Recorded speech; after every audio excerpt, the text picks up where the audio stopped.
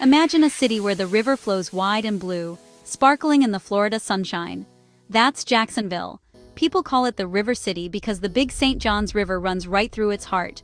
Modern bridges stretch across the water, connecting busy downtown streets, green parks, and neighborhoods full of life.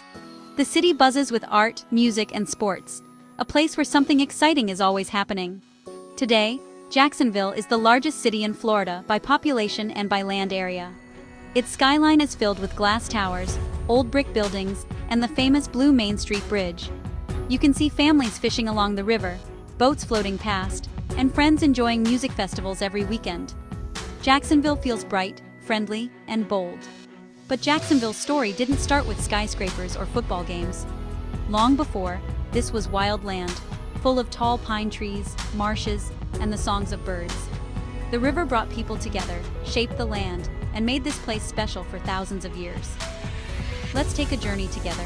We'll travel back in time to meet the first people of the River City, see its battles, disasters, and dreams. Hold on tight. Jacksonville's wild ride through history is just beginning.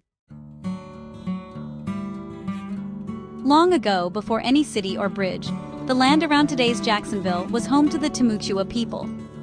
These Native Americans lived here for thousands of years. They fished in the river, hunted in the forests, and built villages along the water's edge. The Timucua made canoes from hollowed-out trees, gliding across the St. Johns to trade, fish, and visit friends.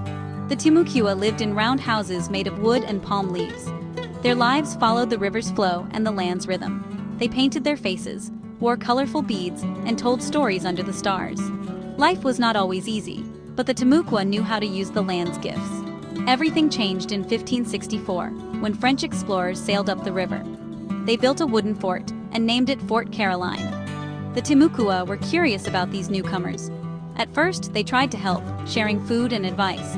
But soon, things got complicated. The Timucua watched as more strangers, Spanish soldiers, arrived to fight for the land. It was the start of a long, stormy time for the River City. The Timucua's world was changing fast, but their spirit became part of Jacksonville's story. The French built Fort Caroline as a safe place in the New World.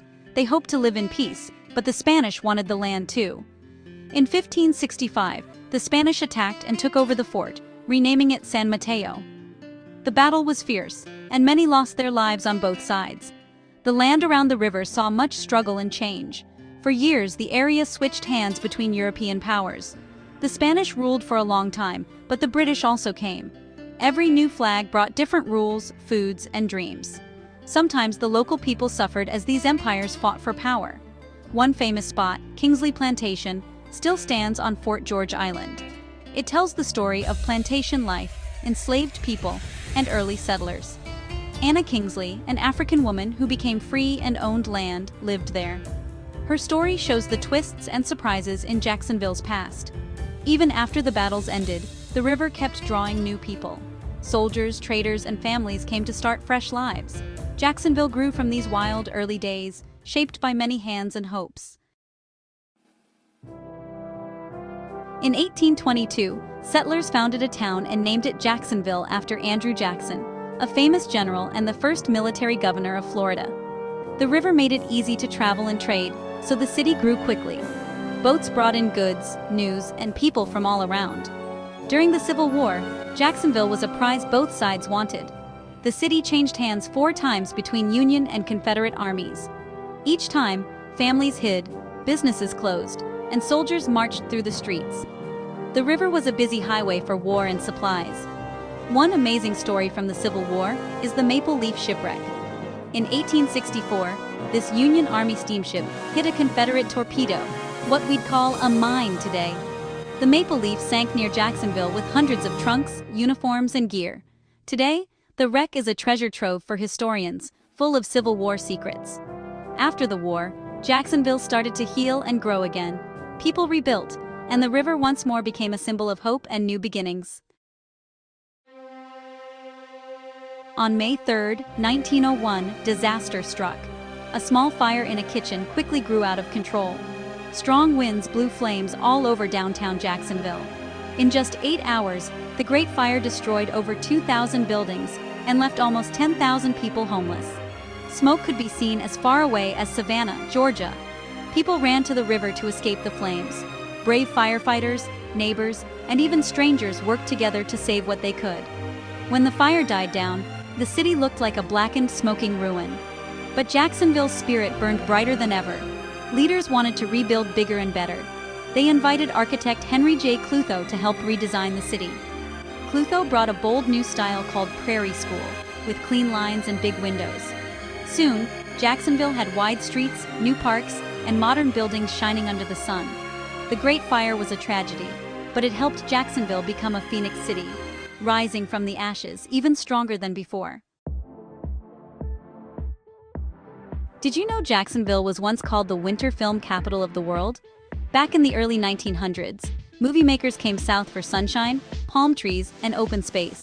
Studios popped up everywhere, and directors filmed silent comedies, cowboy scenes, and even wild animal chases right on the city's streets.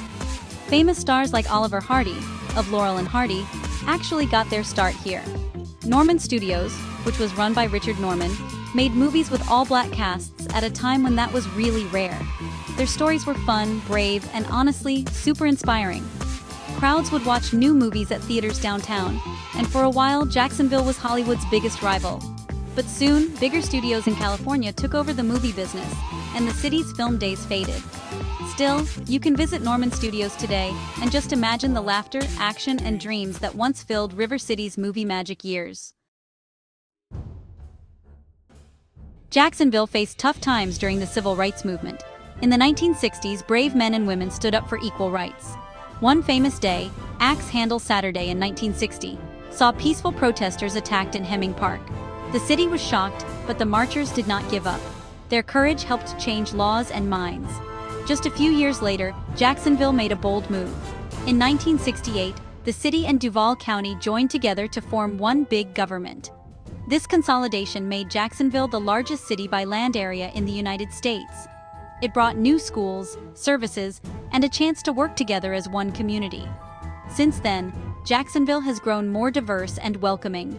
People from many backgrounds call it home. The city honors its heroes with statues, museums, and stories passed from generation to generation. Jacksonville's strength is its people, standing tall against hard times and always moving forward. Walk through Jacksonville today and you'll see a city on the move. The river still sparkles, but now it's lined with parks, restaurants, and art murals. New tech companies are opening offices, and young families are moving into neighborhoods that were once forgotten. The Jaguars play football downtown, and the city hosts big events like the Jazz Festival and One Spark. Jacksonville's schools, hospitals, and museums are honestly some of the best in Florida. The city is building bike paths, updating old buildings, and planting trees to keep the air fresh. People really care about their city and work hard to make it better. The city's future looks bright. Leaders are planning new bridges, fast trains, and green spaces for everyone to enjoy. Jacksonville is also protecting its beaches and river, so future generations can play and explore. From ancient villages to a bold, modern city, Jacksonville's story keeps rolling on, full of hope, energy, and big dreams. Did you know that Jacksonville has more shoreline than any other U.S. city? Or that it's home to the country's largest urban park system, with over 80,000 acres of green space? The city even has its own jazz sound. Jacksonville was the birthplace of jazz star Ray Charles. Every spring, people gather by the river for the world-famous Jacksonville Jazz Festival. In October, the city turns orange and blue for the Florida-Georgia football game, known as the world's largest outdoor cocktail party. The city just buzzes with music, laughter, and team pride. Jacksonville's people are famous for helping each other. After hurricanes, neighbors cook meals, share supplies, and rebuild together. The city's heart is as big as the river that runs through it. Whether you love history, music, sports, or sunshine, Jacksonville welcomes you with open arms. The River City's wild ride is far from over, and everyone's invited along.